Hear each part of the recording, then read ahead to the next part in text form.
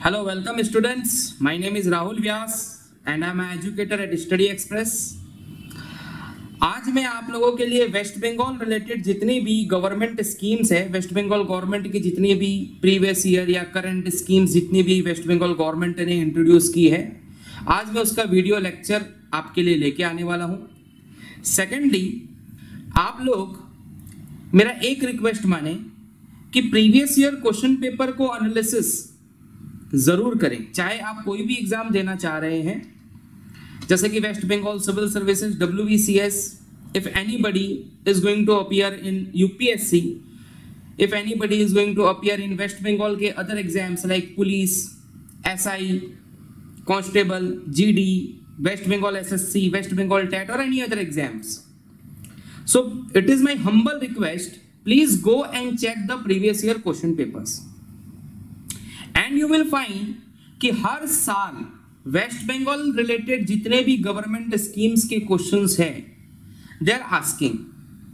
So it is very important for you guys to complete your syllabus and complete your current affairs including West Bengal government schemes.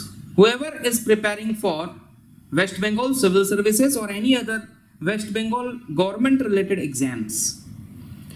So एक video में मैं एक scheme को cover करूंगा, अगले video में मैं नेक्स्ट स्कीम को कवर करूंगा. इस तरीके से हमारी एक स्कीम की सीरीज चलेगी स्टडी एक्सप्रेस के यूट्यूब चैनल के ऊपर.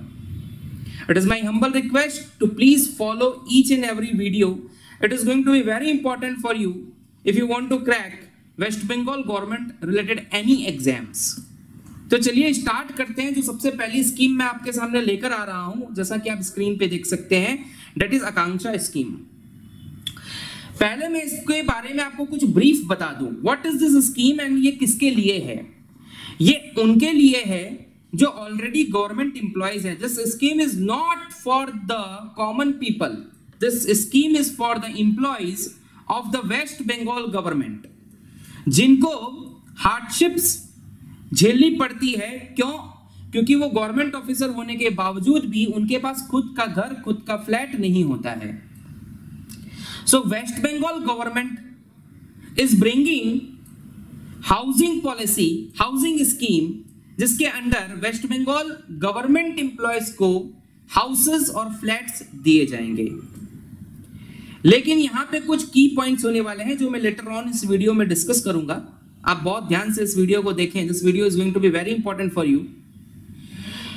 इस वीडियो का, जैसा कि आप स्लाइड यहां पे देख रहे हैं, what is written here my dear friends, considering the hardships faced by the state government employees for construction of their own houses, flats, for their own accommodation.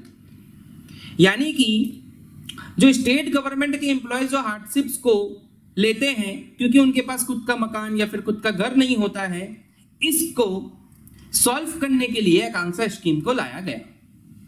हमारे the governor has pleased to introduce a new scheme of building, of house building loan to the state government employees name Aakanksha. जैसा कि आप slide में देख सकते हैं, I am reading for you. Please be seated with the copy and pen. मैं यहाँ पे जो भी पॉइंट्स आपको लिखवा रहा हूं वो आप कॉपी और पेन लेके बैठें और उसको नोट डाउन करते रहें. These are very important for your MCQ questions. Aakanksha with the provision of 100 crore rupees. हमारे गवर्नर साहब ने इस स्कीम के लिए 100 करोड़ रुपए का प्रोविजन रखा है, यानी कि प्रावधान रखा है कि इस स्कीम को नतीजे पर पहुंचाने के लिए 100 करोड़ रुपीस का एक प्रोविजन बनाया गया. The government will provide suitable land free of cost. एक पॉइंट यहां पे मैं इंपॉर्टेंट कंक्लूड करना चाहूंगा कि गवर्नमेंट ने ये वादा किया है कि हम आपको लैंड फ्री देंगे. लैंड फ्री देंगे यानी कि जमीन के ऊपर बनता है मकान या फिर जमीन के ऊपर बनती है बिल्डिंग जिसके अंदर होते हैं फ्लैट. Understood the point? तो लैंड जो होगा वो होगा free of cost.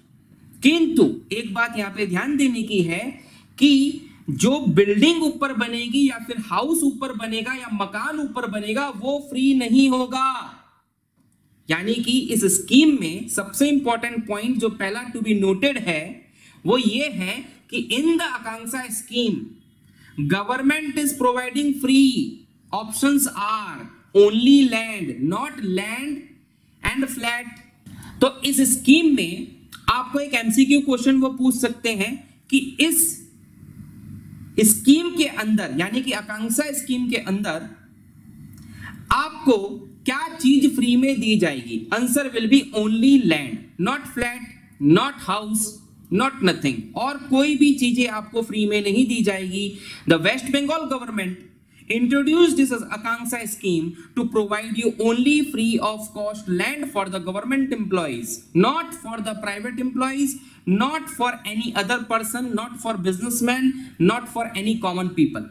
Understood the point? So government will provide suitable land free of cost to the housing department for construction of the plots. It means it will be developed. ये जो flat मकान जो बनेंगे ये department, housing department के द्वारा बनाए जाएंगे, which will be identified, this point to be noted. This land जो आपको जमीन फ्री दी जाएगी वो कोई आइडेंटिफाई करके ही तो आपको देगा। तो वो आइडेंटिफाई कौन करेगा? वो करेगा L&LR department of West Bengal. What is this full form of L&LR?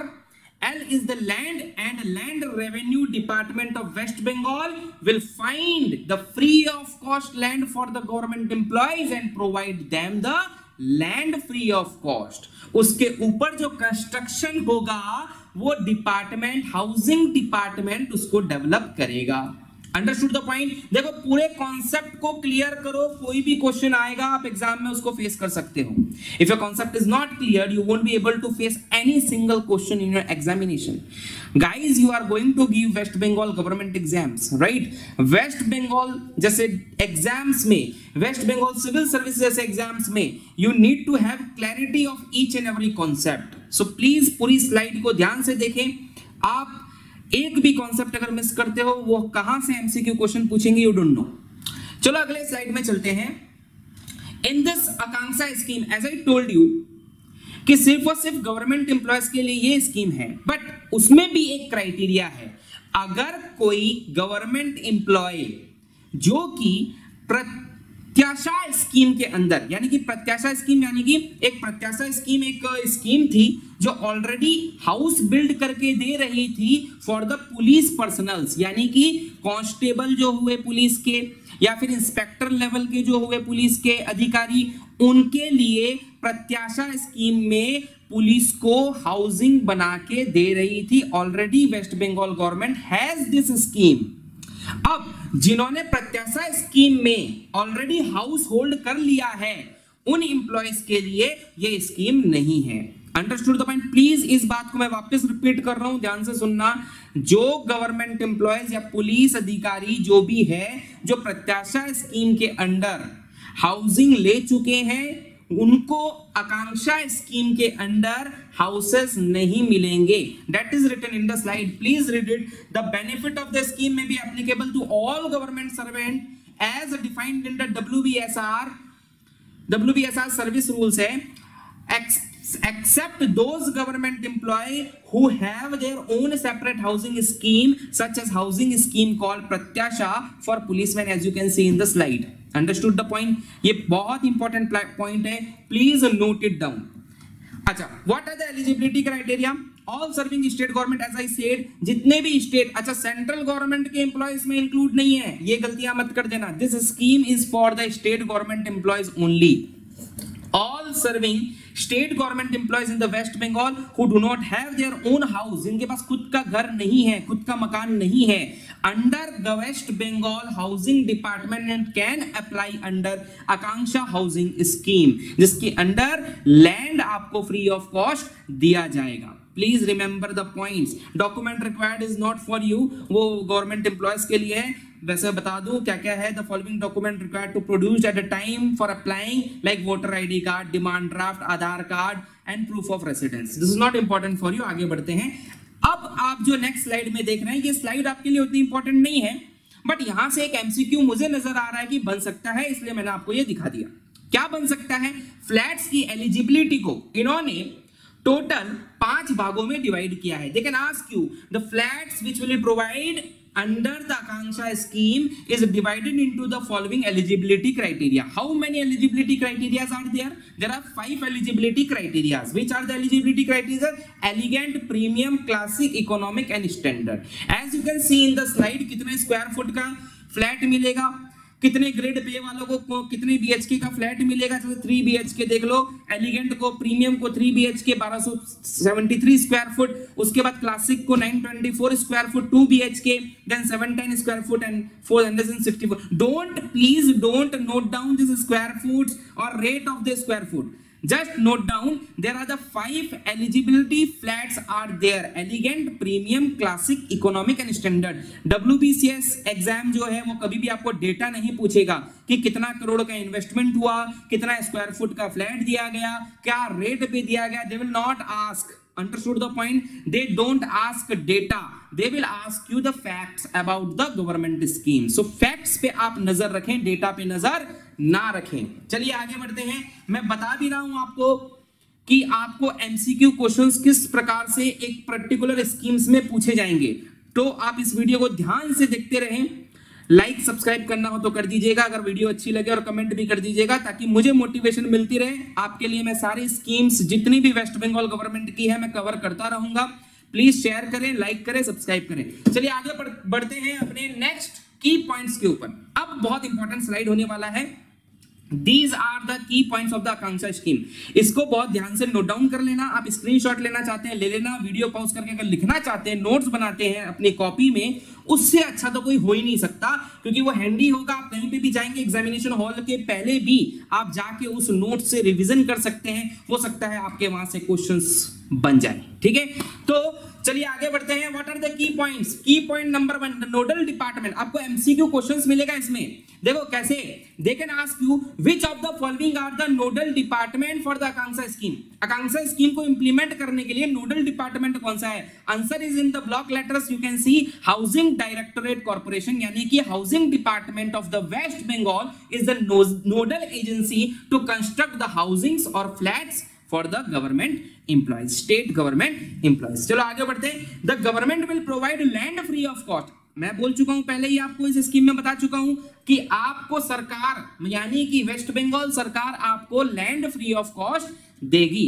अच्छा, थर्ड इंपॉर्टेंट एमसीक्यू क्वेश्चन, ये लैंड जो फ्री ऑफ कॉस्ट आपको मिलेगा ये आइडेंटिफाई कौन करेगा, कौन सा लैंड फ्री मिलना चाहिए? ये करेगा L&LR डिपार्टमेंट। तो L&LR डिपार्टमेंट क्या हुआ भाइयों और बहनों? L&LR डिपार्टमेंट हुआ land and land revenue department will identify and locate suitable plots of land on land free hold basis, also the free from all incumbencies and transferred subsequently in favor of housing directorate corporation acting under the administrative control of housing department. इस slide को आप screenshot ले सकते हैं, इस slide को अपनी copy में नोट डाउन कर सकते हैं, very important.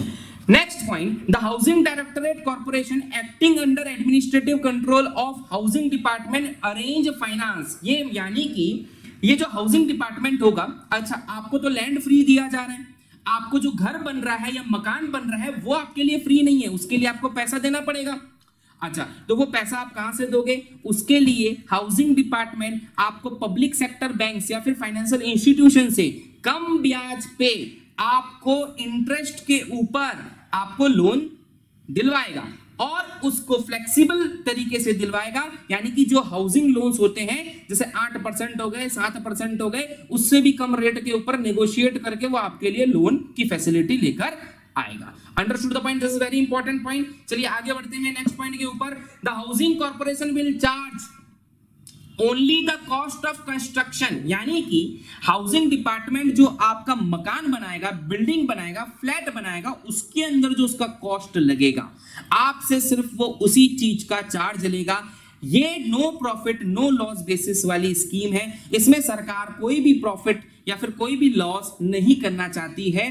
The housing corporation will charge only the cost of construction, यानी वो कॉस्ट जो लगेगा वो आपको बियर करना पड़ेगा, जिसमें लैंड फ्री है। वापस मैं बोल देता हूं, लैंड की कोई ड्यूटी आपको नहीं देनी पड़ेगी। Cost of construction infrastructure development from buyer and exercise will be done on no loss and no profit basis.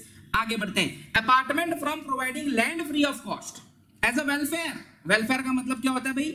लोगों के लिए। भाई आम जनता के लिए या फिर किसी गवर्नमेंट एम्प्लॉय के लिए आपने, सरकार ने कुछ दे दिया जिसके प्रति वो चार्ज नहीं कर रहा है, उसको बोलते हैं वेलफेयर करना। Apart from providing free of cost as a welfare, land free of cost as a welfare measure for the government employ, no other cost will be borne by the government in implementing this scheme. इसका मतलब क्या होता है कि आपको सिर्फ जमीन सरकार फ्री में देगी, आप घर के अंदर रंग करवाएं, फर्नीचर करवाएं, टीवी लगाएं, फ्रिज लगाएं, रेफ्रिजरेटर लगाएं, जो लगाना है लगाएं, उसमें सरकार की भागीदारी नहीं होगी, सरकार उस कॉस्ट को बियर नहीं करेगा। Understood the point? And the next point is, as you can see, the owners of the property will not be able to sell the property। ये नहीं कि आपको बहुत ही कम दाम में फ्लैट दे दिया सरकार ने, लैंड का भी ड्यूटी नहीं ली, ब्याज भी आपको कम पे मिल गया और आपने बिजनेसमैन की तरह उस फ्लैट को, कम दाम में मिले हुए फ्लैट को ज्यादा दाम में किसी को बेच दिया। ये काम आपको सरकार नहीं कर सकती, नहीं करने दे सकती, क्योंकि एक वेलफेयर स्कीम है, सरकार ने आपको रहने के लिए ये जगह दी है, तो इसका पूरा का पूरा भुगतान भी आप करेंगे, जो आप लोन लेंगे वो आपको देना है और आप ये फ्लैट किसी को भी नहीं बेच सकते। तो owners of the property will not be able to sell the property to any other person other than government employee after a period of 15 years from the date of the purchase and his or her retirement from government service whichever is later। यानी कि 15 साल तक आप किसी को भी ये flat नहीं बेच सकते हैं। चलिए आगे बढ़ते हैं। लास्ट की पॉइंट आपके यहाँ पे क्या है? The government will be required to furnish guarantee for the recovery of the EMI towards. अच्छा, अब आप अगर कल को नौकरी छोड़ देते हैं या आपको नौकरी से निकाल दिया जाता है या फिर आप नौकरी से प्री मैच्योर रिटायरमेंट ले लेते हैं या फिर आपकी एन्युटी सुपर एनुएशन आ जाता है, इस तरीके का कोई भी चीज आपके साथ अगर होती है तो उस केस में सरकार को जितना आपने लोन लिया था उस पर्टिकुलर फ्लैट के लिए, उसका एक टाइम में आपको लमसम देना पड़ जाएगा। मतलब जितना भी आपका रिमेनिंग अमाउंट होगा वो आपको सरकार को, यानी कि जिस बैंक से आपने लिया है उसको रिटर्न करना पड़ेगा। ये तो बनी बात है, क्योंकि आपको सरकार ने लैंड की ड्यूटी नहीं ली, सरकार ने आपको कंस्ट्रक्शन करके दिया, सिर्फ उसका कॉस्ट टू कॉस्ट आपसे लिया है, वो भी फाइनेंस करवाया है, वो भी इंटरेस्ट कम आपको दिलवाया है। उसके बाद अगर आप नौकरी छोड़ देते हैं या फिर आपका प्री मैच्योर रिटायरमेंट हो जाता है या फिर सुपर एनुएशन आ जाता है, तो उस केस में आपको वापस पूरे के पूरे पैसे उस पर्टिकुलर बैंक को चुकाने पड़ेंगे, लम सम जितना अमाउंट रिमेनिंग होगा। ये तो बनी बात है, नहीं तो हमारे देश का एनपीए इंक्रीज होता जाएगा। What is NPA?